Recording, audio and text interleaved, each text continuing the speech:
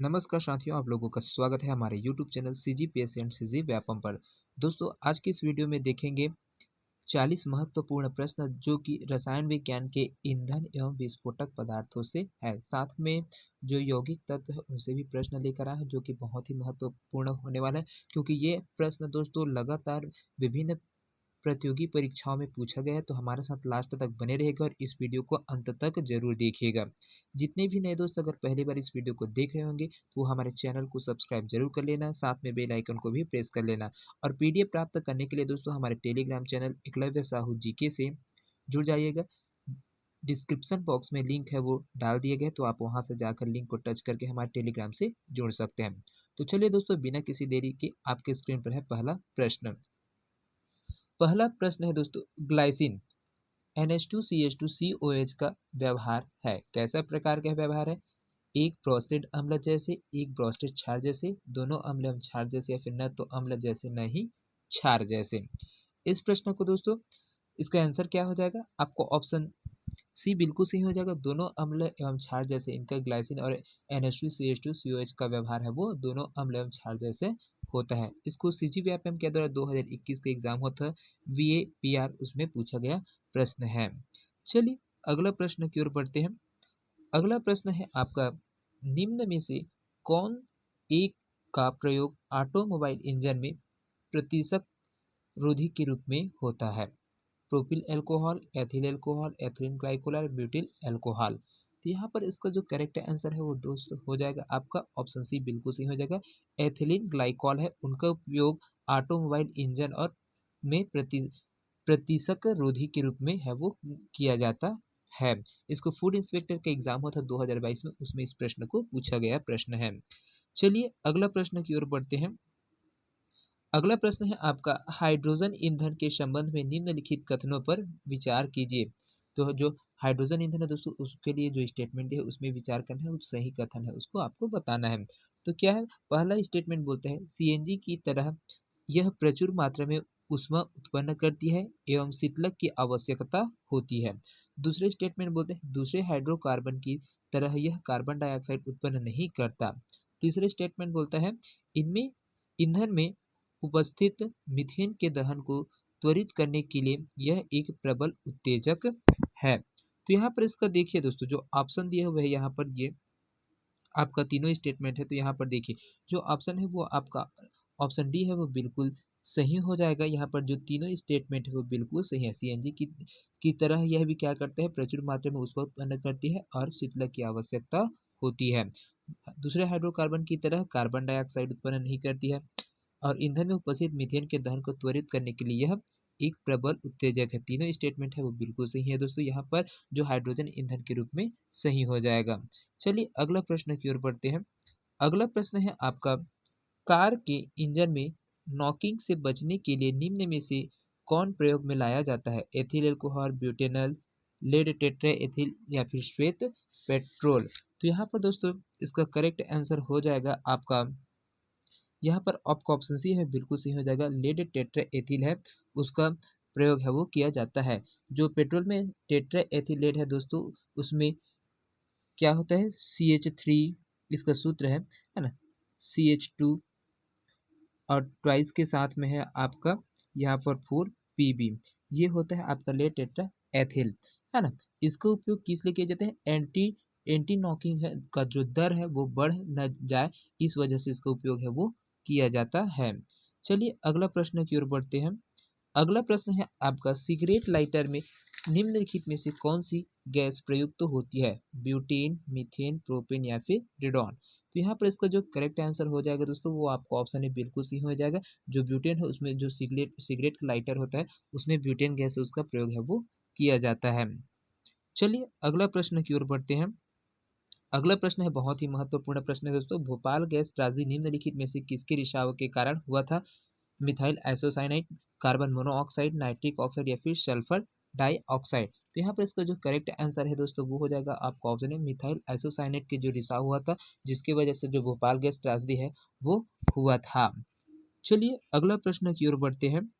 अगला प्रश्न है आपका, कौन प्राकृतिक गैस का मुख्य घटक है? मीथेन, इथेन, प्रोपेन, बेंजीन, इनमें से कोई नहीं। तो प्रमुख ईंधन है दोस्तों यहाँ पर जो प्राकृतिक गैस है वो क्या चीज है, तो आपको ऑप्शन ही बिल्कुल सही हो जाएगा, मीथेन गैस वो प्राकृतिक गैस का मुख्य घटक होता है। इसको सीजीपीएससी के द्वारा 2016 में इस प्रश्न को पूछा गया है।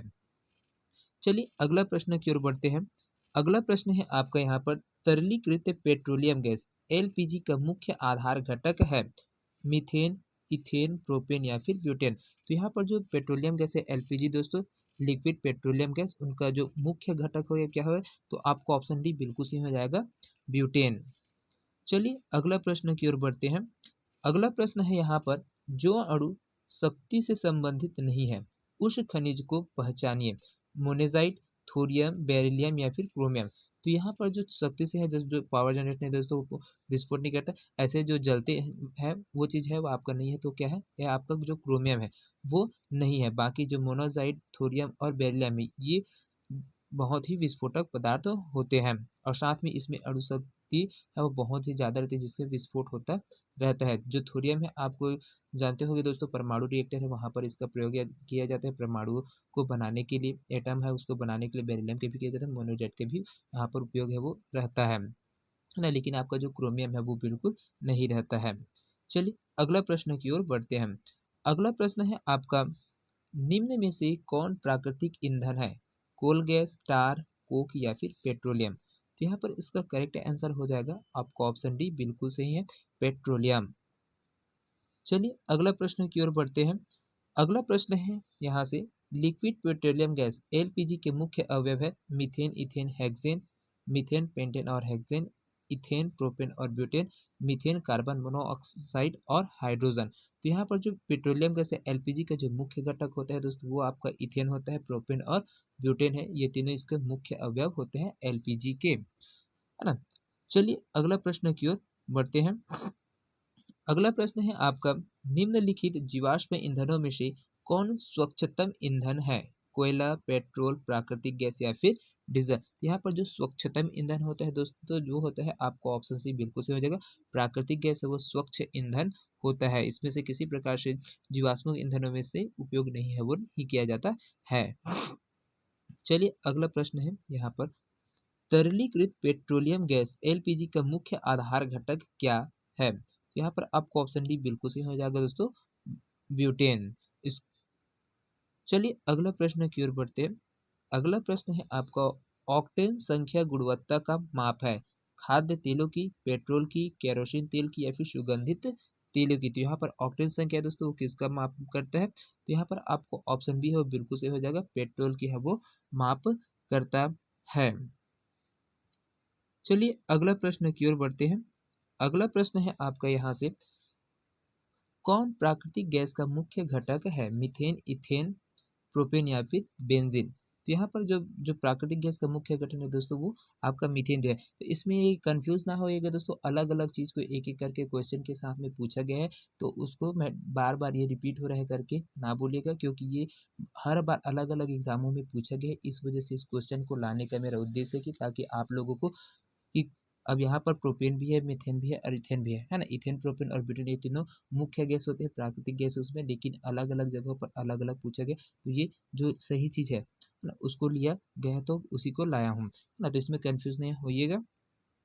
चलिए अगला प्रश्न की बात करते हैं।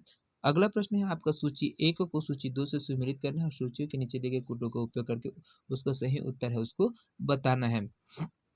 यहाँ पर देखिए दोस्तों जो सूची एक है उसमें आपका देखिएगा सीएनजी है वो आपका हो जाएगा।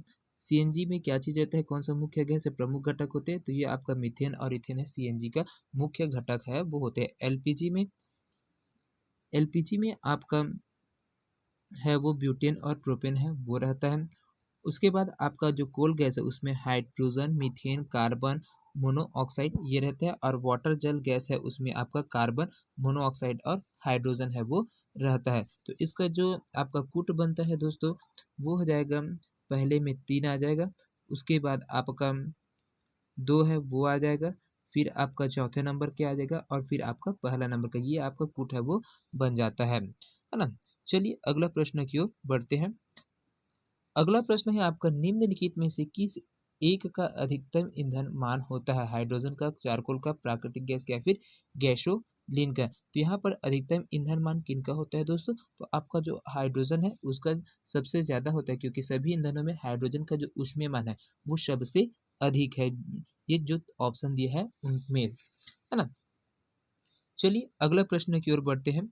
अगला प्रश्न है आपका, स्वचालित वाहनों में प्रदूषण नियंत्रण हेतु प्रयुक्त सीएनजी में मुख्यतः उपस्थित होते हैं CH4, CO2, N2 या फिर H3। तो यहाँ पर जो प्रदूषक नियंत्रण में जो सीएनजी में प्रयोग जो मुख्यतः उपस्थित रहते हैं दोस्तों क्या होता है? तो आपका ऑप्शन ए बिल्कुल सही आ जाएगा, CH4।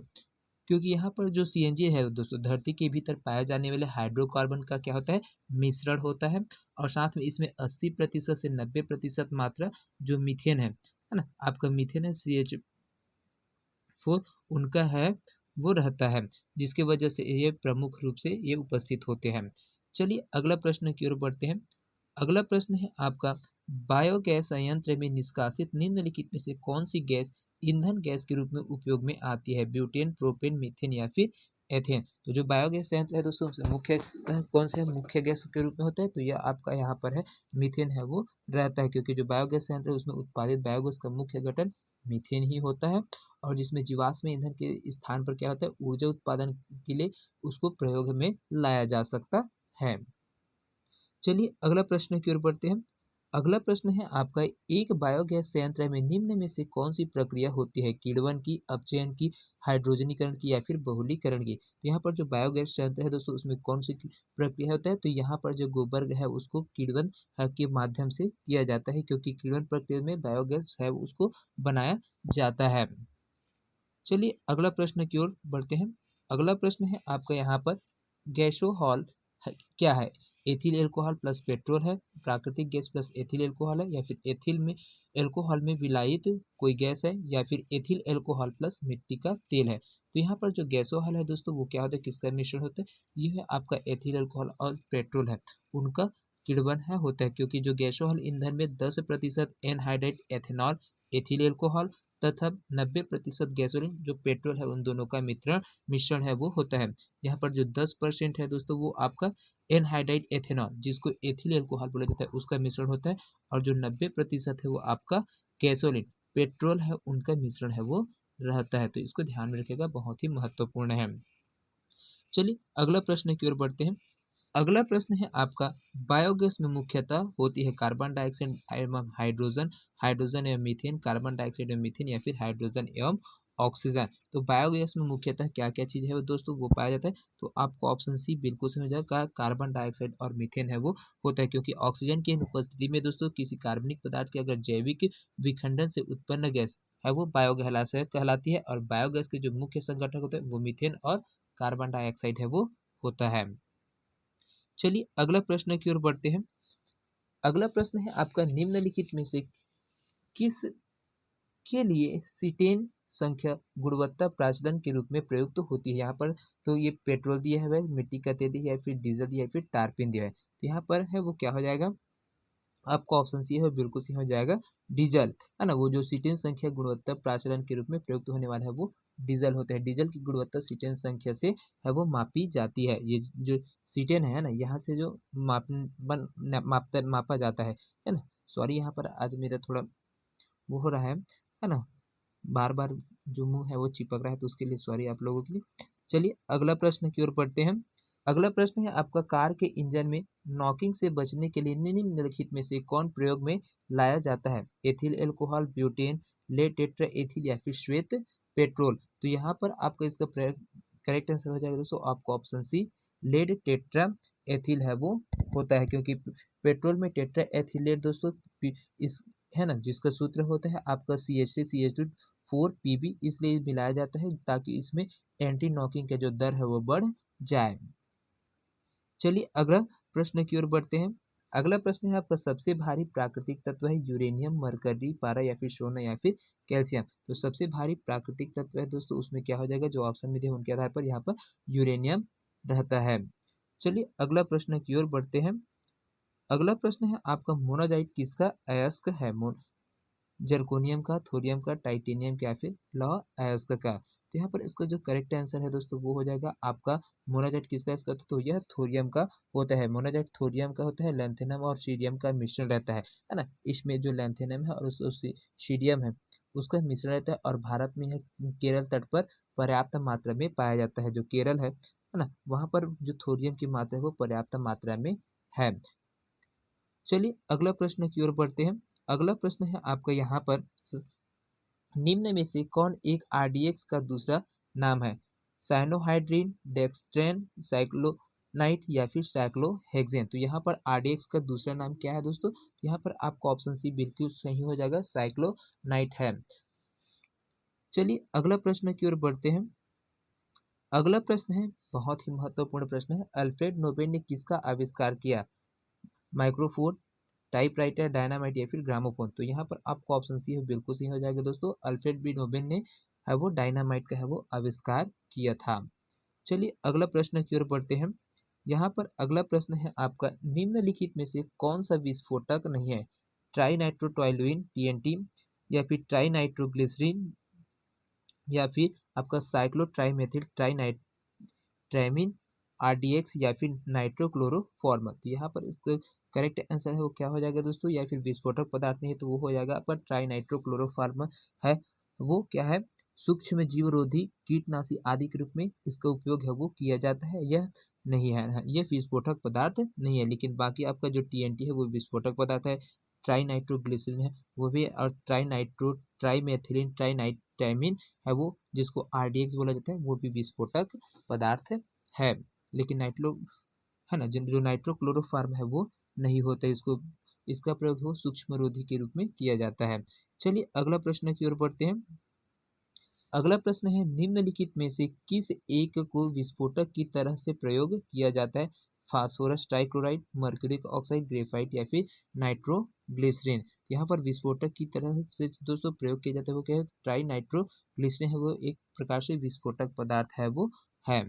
चलिए अगला प्रश्न की ओर बढ़ते हैं। अगला प्रश्न है यहाँ पर, निम्नलिखित में से किस विस्फोटक का नाम नोबेल तेल है? टीएनटी, टीएनपी, टीएनए या फिर टीएनटी। यहाँ पर इसका करेक्ट आंसर क्या हो जाएगा दोस्तों? जो विस्फोटक का नाम है वो नोबेल तेल है, उसको आपका जो टीएनजी है ना, टीएनजी है, इसको आपका नोबेल तेल के नाम से जाना जाता है। क्योंकि यहाँ पर जो ट्राई नाइट्रोग्लिसरीन है दोस्तों, इसका पूरा नाम होता है, जो टीएनजी है उसका पूरा नाम होता है ट्राई नाइट्रोग्लिसरीन। टीएनजी यह एक विस्फोटक द्रव्य होते हैं, इसे नोबेल तेल भी कहा जाता है, और इसका जो रासायनिक रूप से एक कार्बनिक नाइट्रेट यौगिक भी है, तो उसको भी ध्यान में रखिएगा। ये सब बहुत ही महत्वपूर्ण इंफॉर्मेशन है। चलिए अगला प्रश्न की ओर बढ़ते हैं। अगला प्रश्न है, निम्नलिखित गैस युग्मों में से किसका मिश्रण खानों में अधिकतर होने वाले विस्फोटों का कारण है? हाइड्रोजन एवं ऑक्सीजन, ऑक्सीजन एवं एसिटिलीन, मीथेन एवं वायु या फिर कार्बन डाइऑक्साइड एवं मीथेन। तो यहाँ पर इसका जो करेक्ट आंसर है दोस्तों वो हो जाएगा आपका ऑप्शन सी बिल्कुल सही हो जाएगा। मीथेन और वायु की उपस्थिति की वजह से यहाँ पर उनके दोनों के मिश्रण होने से जो खाने हैं है ना, कारखाना, वहां पर जिसको इसको स्टोर करके रखे थे वहां पर क्या हो जाता है? विस्फोट का कारण बनते हैं। चलिए अगला प्रश्न की ओर बढ़ते हैं। अगला प्रश्न है आपका यहाँ पर, कैल्शियम ऑक्जेलोक्लोराइड का औद्योगिक नाम क्या है? बेकिंग सोडा, विरंजक चूर्ण या फिर चौक या फिर जिप्सम। तो यहाँ पर जो कैल्शियम ऑक्सीक्लोराइड है दोस्तों, उसका करेक्ट आंसर क्या हो जाएगा? उसका औद्योगिक नाम क्या है? वो विरंजक चूर्ण होता है ना। यहाँ पर जो कैल्शियम ऑक्सलेट है जिसका जो रासायनिक सूत्र है CaO, उसके बाद Cl2 है ना, ये आपका जो रासायनिक सूत्र है वो है। तो इसमें क्या है? ये विरंजक चूर्ण है, इसको औद्योगिक रूप से विरंजक चूर्ण के रूप में है वो जाना जाता है। चलिए अगला प्रश्न की ओर बढ़ते हैं। अगला प्रश्न है आपका, कौन से लवणों के विलयनों का युग्म अम्लीय प्रकृति का है? तो यहाँ पर देखिए ये ऑप्शन दिए हुए उसमें आपका जो चारों ऑप्शन है उसमें जो कौन है अम्लीय प्रकृति का है? तो यहाँ पर जो आपका ऑप्शन बी है, copper sulph ammonium di ammonium sulphate है ना, तो इसकी जो प्रकृति होती है वो अम्लीय होती है। इसको सीजी व्यापम में पटवारी का एग्जाम होता 2019 में, उसको उसमें पूछा गया है।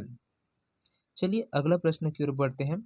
अगला प्रश्न है आपका, निम्नलिखित में से कौन प्लास्टर ऑफ पेरिस का सूत्र है? तो यहाँ पर आपका जो सूत्र है दोस्तों वो आपको प्लास्टर ऑफ पेरिस का सूत्र 2CaSO4 इंटू H2O होता है।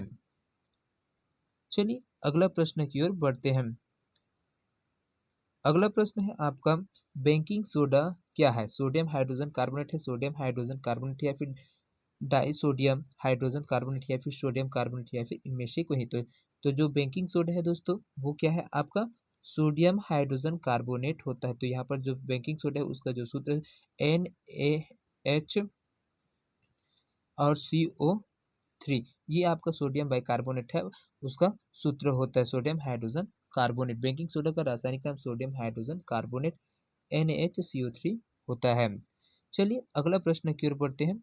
अगला प्रश्न है आपके यहाँ पर, भारी पानी का अणु भार कितना होता है? 18, 20, 36 या फिर 54। तो यहाँ पर जो इसका करेक्ट आंसर है दोस्तों वो हो जाएगा आपका, जो भारी पानी का अणु भार होता है वो 20 होता है, क्योंकि भारी अणु जल का जो अणु भार है वो 20.030 ग्राम पर मोल होता है। जबकि जो साधारण जल का अणु भार है दोस्तों, और जो साधारण जल है उसका अणु भार होता है 18 आपका 016% होता है ना। तो इसको ध्यान रखिएगा, बहुत ही महत्वपूर्ण है। चलिए अगला प्रश्न की ओर बढ़ते हैं। अगला प्रश्न है आपका, तरल पदार्थों के मिश्रण से घटकों को अलग करने के लिए इस्तेमाल की जाने वाली पृथक्करण तकनीक कहलाती है? आसवन, प्रभाजी आसवन, क्रिस्टलीकरण या फिर ऊर्ध्वपातन। तो यहाँ पर इसका जो करेक्ट आंसर है दोस्तों हो जाएगा वो आपका प्रभाजी आसन होता है। इसको सीजी व्यापम का टेट का एग्जाम हुआ था 2022 में, उसमें पूछा गया प्रश्न है। चलिए अगला प्रश्न की ओर बढ़ते हैं। अगला प्रश्न है, निम्नलिखित में से कौन सा यौगिकों का सही उदाहरण है? जल, वायु, शक्कर, ऑक्सीजन, शक्कर जल, जल नमक वायु या फिर जल नमक शक्कर। तो यहाँ पर इसका जो करेक्ट आंसर है दोस्तों हो जाएगा, यौगिकों का सही उदाहरण है। तो यहाँ पर आपको ऑप्शन डी बिल्कुल सही हो जाएगा, जल, नमक और शक्कर। चलिए अगला प्रश्न की ओर बढ़ते हैं। अगला प्रश्न है आपका, कौन सा कथन सही है? ऑक्सीजन हमेशा अणु है, हवा हमेशा मिश्रण है या फिर कोई गैस हमेशा यौगिक है या फिर तत्व हमेशा एक परमाणु है। तो यहाँ पर जो कौन सा कथन है दोस्तों वो सही है। तो यहाँ पर आपको ऑप्शन बी बिल्कुल सही हो जाएगा, हवा हमेशा मिश्रण होता है, क्योंकि इसमें बहुत सारे धूल के कारण गैस है वो सबका मिश्रण है वो पाया जाता है। तो ये आपका स्टेटमेंट बी वाला है वो बिल्कुल सही हो जाएगा। तो चलिए दोस्तों, आज के सेशन का अंतिम प्रश्न है 41वें नंबर का प्रश्न। यहाँ पर टोटल 41 प्रश्न लाया गया था, तो उसमें का बहुत ही महत्वपूर्ण है यहाँ पर, कैल्शियम फास्फेट का रासायनिक सूत्र क्या है? तो यहाँ पर जो कैल्शियम फॉस्फेट है दोस्तों उसका रासायनिक सूत्र है वो Ca3PO4 ट्वाइस होता है ना। तो दोस्तों ये 40 प्रश्न आप लोगों को कैसे लगा कमेंट करके जरूर बताएं। कि वीडियो पसंद आया होगा तो ज़्यादा से ज़्यादा लोगों तक शेयर करके। तो मिलते हैं अगले वीडियो में, तब तक के लिए अलविदा। जय हिंद, जय Chhattisgarh. Thank you so much दोस्तों।